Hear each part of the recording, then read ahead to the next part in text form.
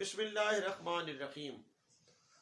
منشی پریم چند کا افسانہ کفن، اس پر آج ہم بات کر رہے ہیں۔ منشی پریم چند کا افسانہ کفن اردو ادب کے مشہور افسانوں میں سے ایک ہے۔ میں اس سے پچھلی قسط میں پریم چند کی یہ کہانی کفن مکمل طور پر بیان کر چکا ہوں۔ افسانہ کفن کا فنی جائزہ لینے سے پتہ چلتا ہے کہ اس افسانے میں منشی پریم چند نے کتنا زیادہ خون جگر صرف کیا ہے۔ اگر اس افسانے کی کہانی دیکھی جائے تو شروع سے لے کر آخر تک بالکل گتھی ہوئی کہانی ہے، اور اس میں کہیں بھی ہمیں جھول نظر نہیں آتا۔ بہت طویل افسانہ نہیں ہے، بالکل مختصر افسانہ بھی نہیں ہے۔ ہاں، اس کے اندر افسانہ پن موجود ہے، اور اس کہانی کے اندر جان ہے۔ اس کہانی کو پڑھنے کے بعد پڑھنے والا فراموش نہیں کر سکتا۔ افسانہ کفن کے موضوع یعنی کہانی اور اس کو عنوان آپ دیکھیے کہ محض کہانی کے اندر ہی کفن نہیں ہے، بلکہ اگر معاشرے کی کفن کو دیکھا جائے، ان گھیسو اور مادھو کی بے حسی، بدیا کا مر جانا درد ذہ کی تکلیف میں، اور پھر معاشرے کے اندر وڈیرا شاہی کا نظام، اس میں کسان کی زندگی، اس میں چماروں کے خاندان کی یہ چماروں کی زندگی، اس تمام جب ہم معاشی اور معاشرتی نظام کو دیکھتے ہیں تو ہمیں ایسا لگتا ہے کہ یہاں بھی کفن موجود ہے۔ اسی طرح سے ہم دیکھتے ہیں کہ جب گھیسو اور مادھو دونوں شراب خانے میں جاتے ہیں اور وہاں پر شرابی لوگ آئے ہوئے ہوتے ہیں، اور جس طرح ان کا طرز عمل ہے وہ بھی کفن ہی ہے۔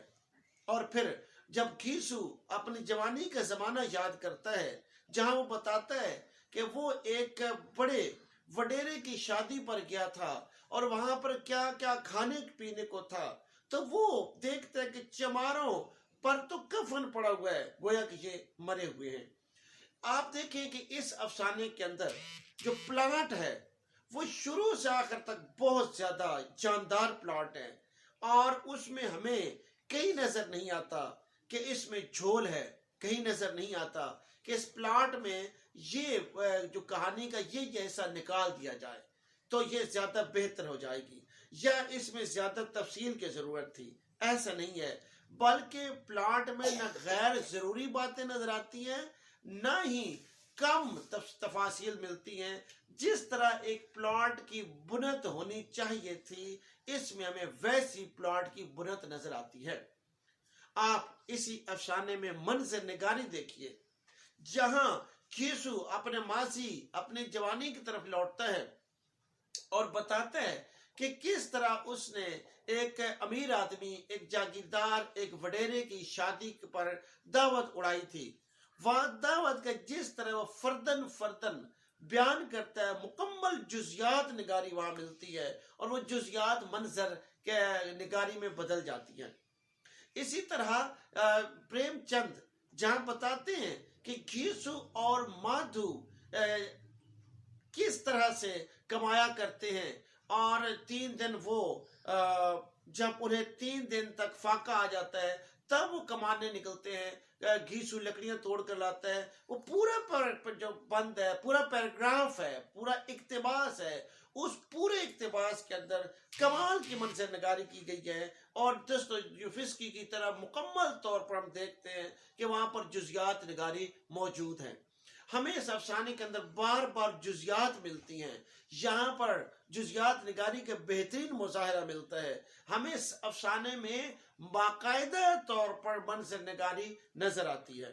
اسی افسانے میں آپ دیکھیے کہ تشبیہات بڑی انوکھی استعمال کی گئی ہیں، کہ جیسے ان کے گھر میں کچھ نہیں تھا، جیسے چیل کے گھونسلے میں ماس، بڑی ڈیفرنٹ قسم کی یہ جو اس میں تشبیہ آئی ہے۔ اس طرح 2 اور تشبیہات موجود ہیں اس میں۔ ہم کردار، اچھا ایک کرداروں سے بھی پہلے میں چاہوں گا یہ بات کروں کہ افسانے میں مکالمہ یہ بھی بڑا امپورٹنٹ ہوتا ہے، اہمیت کا عامل ہوتا ہے۔ ہم دیکھتے ہیں گھیسو اور مادھو کے درمیان جو مکالمہ ہے، اور اس کے بعد جو وڈیرے اور گھیسو کے درمیان مکالمہ ہے، یہ بڑا جاندار ہے۔ یہ شروع میں جب وہ اپنی کٹیا کے باہر بیٹھ کے آلو بنے ہوئے آلو کھا رہے ہوتے ہیں، وہاں پر ان دونوں کا مکالمہ ہے، گھیسو اور مادھو کا۔ پھر شراب خانے کے اندر گھیسو اور مادھو کا مکالمہ۔ پھر جب وہ زمیندار کے پاس جاتا ہے اور وہاں پر جو مکالمہ ہے، ان مکالمات کو آپ دیکھیے، کمال کے مکالمے ہمیں ملتے ہیں، مختصر، جاندار، بامعنی اور بے حد اعلیٰ قسم کا ہمیں وہاں پر مکالمہ نظر آتا ہے۔ تو مکالماتی انداز کو اگر دیکھا جائے تو اس حوالے سے بھی یہ کہانی بڑی کمال کی ہے، یہ کہانی بڑی جاندار ہے۔ ہم دیکھتے ہیں کہ جب ہم اس افسانے کا مطالعہ کرتے ہیں تو اس کے مطالعہ کرتے کرتے اس میں جو اس کے کردار ہے، گھیسو کا کردار اور مادھو کا کردار، ان پر جب ہم غور کرتے ہیں، بدیا کے کردار، جیسا کہ مشرقی عورت ہوتی ہے، جیسے مشرقی خواتین ہوتی ہیں، بدیا کاملاً ایک ایسا ہی کردار ہمیں نظر آتا ہے، جو بڑی ہی باوفا ہے، جو بڑی محنت شعار ہے، اور 1 سال پہلے وہ مادھو کی زندگی میں آئی ہے، اور حقیقت یہ ہے کہ یہ مزید کام چور ہو گئے۔ وہ آٹا کہیں سے گندم لاتی ہے، پیستی ہے، اور لوگوں کی گندم پیستی ہے، ایک سیر آٹا اکٹھا کرتی ہے اور ان کو بھی کھلاتی ہے، اور کبھی گھاس کاٹتی ہے، کبھی گھاس چھیلتی، اس نے لکھا ہے پریم چند نے، مختلف اور کام کرتی ہے اور محنت مزدوری کرتی ہے،